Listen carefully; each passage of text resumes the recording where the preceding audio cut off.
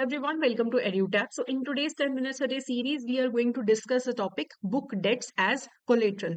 तो देखिए, कई बार लोग जो बिजनेसेस हैं वो क्रेडिट पे सेल्स करते हैं। तो क्रेडिट सेल्स में बिल्स ऑफ एक्सचेंज इशू कर देते हैं कि इसके अगेंस्ट 2 महीने बाद 3 महीने बाद पेमेंट आ जाएगा। उधार पे सामान बेचते हो तो फिर वो अकाउंट रिसीवेबल्स हैं, बिल रिसीवेबल्स हैं, जिनके अगेंस्ट आपको फ्यूचर में पैसा आना है, लेकिन आपको तो पैसे की अभी जरूरत है। तो आप अपने बुक डेट्स को भी यूज कर सकते हो। बुक डेट्स जो क्रेडिट सेल से अराइज हुई हैं उनको भी यूज कर सकते हो बैंक से एडवांस लेने के लिए। ठीक है। तो borrowers can take advances by assigning book debts in the favour of the bank. तो जैसे आप इंश्योरेंस असाइन कर सकते हो बैंक को, आप अपनी बुक डेट्स भी बैंक को असाइन कर सकते हो। तो जो ट्रांसफर ऑफ प्रॉपर्टी एक्ट है वो परमिट करता है कि ये जो एक्शनेबल क्लेम है, जो आपका क्लेम होता है ना किसी से पैसे रिसीव करने का, इसे भी आप असाइन कर सकते हो बैंक को और लोन ले सकते हो। ठीक है। तो बुक्स पे जब चार्ज क्रिएट होता है लोन लेने के लिए, तो असाइनमेंट भी हो सकती है और हाइपोथिकेशन भी हो सकती है। ठीक है। तो असाइनमेंट जो है वो रिटर्न में होना चाहिए। ट्रांसफरर जो है, जो बुक डेट्स असाइन कर रहा है, वो प्रॉपरली साइन करे या उसका agent, duly authorised agent sign करे। एंड नोटिस ऑफ असाइनमेंट जो है वो आप डेटर को भी दोगे। ठीक है। आप एब्सोल्यूट असाइनमेंट भी कर सकते हो या फिर उस पर चार्ज भी क्रिएट कर सकते हो। तो ट्रांसफर ऑफ प्रॉपर्टी एक्ट तो बोलता है कि असाइनमेंट कर सकते हैं, रिटर्न में कर दो और डेटर को भी बता दो। अब इसका लीगल इम्प्लीकेशन क्या है कि जो असाइनी है can sue in his name और their own name and can give a valid discharge. तो अब देखो, मैंने बुक डेट किसको असाइन कर दी? बैंक को। मैं असाइनर हूं, बैंक असाइनी है। मान लो जिसने 3 महीने बाद पेमेंट करना था, बुक डेट वाला जिसको उधार पे बेचा था, वो पेमेंट नहीं करता, तो बैंक के पास भी राइट है उस पर्सन को सू करने का, क्योंकि बैंक ने उसी बुक डेट के अगेंस्ट तो लोन दे दिया है। तो वो भी केस कर सकते हैं। तो मान लो मैंने अमन नाम के एक पर्सन को 5 करोड़ की क्रेडिट सेल्स करी। ठीक है। और एक रमन नाम के पर्सन को मैंने 4 करोड़ की सेल्स करी। तो ये मेरे 9 करोड़ के बुक डेट्स हैं जो मुझे फ्यूचर में पैसा रिसीव होगा क्योंकि मैंने क्रेडिट में सेल्स करी हैं। ठीक है। अब मैंने ये जो अपना बुक डेट्स है इसे गिरवी रख के बैंक से 5 करोड़ का लोन ले लिया। अब बैंक वालों को पता लगा कि रमन ने पे नहीं किया, तो बैंक भी रमन पे केस कर सकता है। असाइनी भी बैंक जो है वो पर्सन पे केस कर सकता है, डेटर पे केस कर सकता है। Okay. As an actionable claim includes future debts, there can be a valid assignment of future debts also. तो अभी जो फ्यूचर में डेट अराइज होने वाली है उसको भी आप बैंक को असाइन कर सकते हो।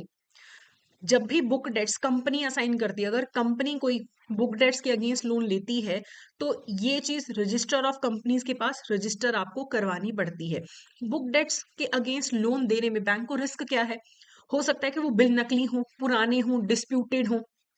और अगर बोरवर की इंटेग्रिटी नहीं है तो रिस्क बढ़ जाता है। हो सकता है कि मैंने बैंक के पास गिरवी रख के, वो रमन और ये अमन वाले जो एसेट्स हैं ये गिरवी रख के मैंने लोन तो ले लिया, बाद में रमन से खुद ही पैसे ले लिए, बैंक के पास नहीं जाने दिए, है ना? तो ये गड़बड़ होगी कि बैंक को मिलने चाहिए थे पैसे, वो जो 4 करोड़ अमन और रमन पे करेंगे वो बैंक को मिलने चाहिए। बैंक ने लोन दे रखा है उन एसेट्स के अगेंस्ट, मैंने वो पैसा अपने पास रख दिया, बैंक को दिया ही नहीं आगे। ठीक है। एंड बैंक के पास कई बार पैसा आता नहीं क्योंकि बोरवर की इंटेग्रिटी नहीं है। और हर डेटर को नोटिस देना असाइनमेंट का कि तुम्हारे वाला जो डेट है वो हमने बैंक को असाइन कर दिया है, बैंक को असाइन कर दिया। 10 डेटर है, 10 को नोटिस भेजो। फिर अगर आपने खुद से लोन चुका दिया, फिर सारे डेटर्स को फिर से नोटिस भेजो कि असाइनमेंट खत्म हो गया। तो ये थोड़ा सा कम्बरसम हो सकता है। ठीक है। तो बुक डेट्स को यूज करके क्या क्या तरीके से फाइनेंसिंग हो सकती है इसके बारे में बात करते हैं। अब जो मेरी बुक डेट्स है, या तो मैं वो फैक्टरिंग के थ्रू भी उससे पैसा रेज कर सकती हूँ। फैक्टरिंग सर्विस में आप जो सारे बुक डेट्स हैं, जो सारे बिल्स हैं, किसी फैक्टर को दे देंगे, कंपनी को दे देंगे, या फैक्टरिंग सर्विस बैंक भी प्रोवाइड करते हैं कि ये पकड़ो तुम सारे बिल्स, इनसे पैसा वसूलने की जिम्मेदारी तुम्हारी है, तुम अपना कमीशन काट के बाकी पैसे हमें दे दो। तो हमारे पास पैसा आ जाएगा, फैक्टरिंग कंपनी अपना कमीशन चार्ज करेगी वो सारा पैसा कलेक्ट करने के लिए। ये भी आप कर सकते हो। आप अपनी बुक डेट्स बेच भी सकते हो कि मेरी 1 करोड़ की बुक डेट्स हैं, मैंने बैंक को 90 लाख में बेच दी। ठीक है। अब मैंने 90 लाख ले लिए, बैंक अब 1 करोड़ वसूल लेगा और अपने पास रख लेगा। ठीक है। उसके अलावा मैं कैश क्रेडिट या ओवरड्राफ्ट की फैसिलिटी भी ले सकती हूँ अपनी बुक डेट्स को हाइपोथिकेट करके। लेकिन जब भी बैंक बुक डेट्स के अगेंस्ट लोन देते हैं तो पहली बात तो फर्स्ट क्लास बोरोस को देते हैं जिनकी इंटेग्रिटी अच्छी होती है, जिनकी क्रेडिट वर्दीनेस पे कोई शक नहीं होता है, और जो अपने अकाउंट्स प्रॉपरली मेंटेन करके रखते हैं, ऑडिट करते हैं, जिनका डेट डेट कलेक्ट करने का प्रॉपर मैकेनिज्म है, डेट कंट्रोल करने का प्रॉपर मैकेनिज्म है। और बुक डेट्स की जो एज है वो 6 महीने से ज्यादा पुरानी नहीं होनी चाहिए। They should not be more then 6 months. जो डेट की एज है, ऐसा नहीं होना कि ये किसी ने मुझसे उधार पे सामान खरीद लिया वो 2 साल बाद पैसे वापस करेगा, नहीं।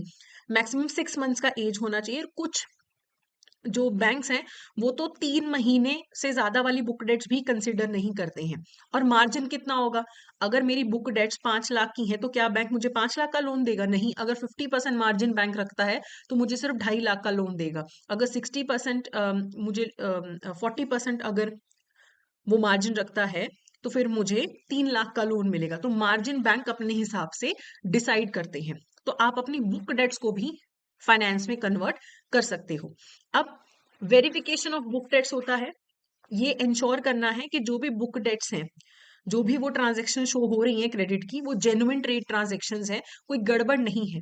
सिस्टर कंसर्न्स के बीच में जो ट्रांजेक्शन होती है वो कंसिडर नहीं की जाती है। मान लो ए कंपनी भी मेरी है, बी कंपनी भी मेरी ही है, ए कंपनी ने बी को कुछ बेचा उधार पे, तो ये तो सिस्टर कंसर्न्स होंगी ना, इनके बीच की ट्रांजेक्शन अगर क्रेडिट पे हुई है वो बुक डेट्स कंसिडर नहीं की जाएगी। ठीक है। इसके अलावा कोई एडवांस पेमेंट्स हैं, उनके कोई बिल जनरेट हुए हैं, वो नहीं माने जाते। ठीक है। Advance payment for capital expenditure, कोई एडवांस पेमेंट हुई है। एडवांस पेमेंट्स जो होती हैं वो कोई बिजनेस ट्रांजेक्शन थोड़े ना है। जो एडवांस पेमेंट्स है वो कोई बिजनेस ट्रांजेक्शन थोड़े ना मानी जाएंगी। प्रॉपर जिस चीज का बिजनेस है वो अगर क्रेडिट सेल्स हुआ है, उसी की सिर्फ डेट्स को माना जाएगा और किसी भी डेट्स को नहीं माना जाएगा। ठीक है। चलिए, अब हम before continuing with the question मैं आपको बता दूं कि हमारा जैब का कंप्लीट मास्टर कोर्स लॉन्च हो चुका है। जैब का क्रैश कोर्स भी लॉन्च हो चुका है। जैब और कैब का कंबाइंड मास्टर कोर्स भी अवेलेबल है। तो आप अपनी सहूलियत के हिसाब से जो आपको सबसे सही लगता है उस कोर्स में आप एनरोल कर सकते हैं। क्रैश कोर्स में लाइव क्लासेस होंगी, मास्टर कोर्स में रिकॉर्डेड क्लासेस भी होंगी, लाइव क्लासेस भी होंगी, नोट्स हैं, टेस्ट सीरीज हैं, प्रीवियस ईयर क्वेश्चंस भी हैं। अलग अलग कोड्स एप्लीकेबल रहते हैं। जैसे अभी IIBF कोड से आपको 85% ऑफ मिल जाएगा मास्टर कोर्स पे। ठीक है, जो कि बहुत ही रीजनेबल प्राइस है। इसमें सारा कंटेंट आपको मिलेगा, तो आप अपने हिसाब से एनरोल कर सकते हैं। अब क्वेश्चन देखिए, to keep book debts as collateral, age of the book debts should not be more than 3 months, 6 months, 9 months, 12 months. जो बुक डेट्स हैं उनकी एज किससे ज्यादा नहीं होनी चाहिए? 6 मंथ्स। ठीक है, तो बी यहाँ पे करेक्ट आंसर है। Which of the following statement is correct regarding book debts as collateral? This facility should be restricted to first class borrowers जिनकी इंटेग्रिटी पे कोई शक ना हो। करेक्ट। ये इंश्योर करना है कि बोरोवर बुक्स ऑफ अकाउंट्स अच्छे से मेंटेन करता हो, ऑडिट करवाता हो। करेक्ट। और बोरोवर का अच्छा डेट कलेक्शन और कंट्रोल मैकेनिज्म होना चाहिए। करेक्ट। तो सारे के सारे स्टेटमेंट्स यहाँ पे करेक्ट हैं। ठीक है, तो ये था हमारा आज का session. That's it for today. Thank you so much.